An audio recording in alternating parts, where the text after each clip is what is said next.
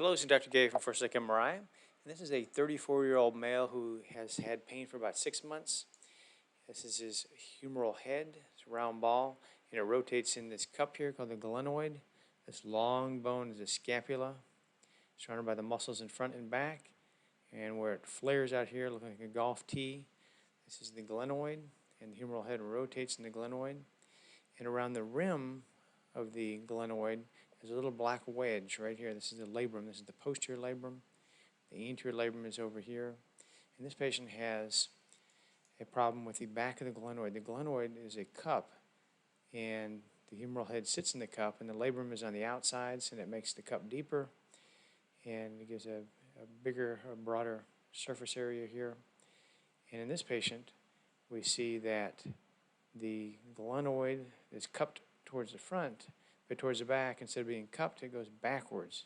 It goes away from the round humeral head. It should go the same direction.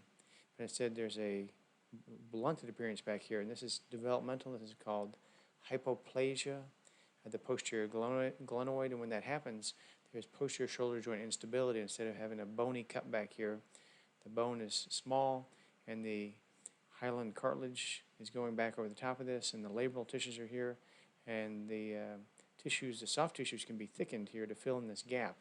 But instead of having a nice strong bony purchase, you have a soft tissue area here, and this is more prone to tear when there's posterior stress. So in this patient, we see that there's gray signal undercutting the labrum here.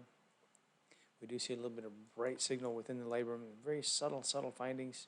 And we see a little bright spot back here. This little round area that's bright is fluid, and the fluid is coming from a tear of that posterior labrum. So the labral tear is very hard to see, but we can see it.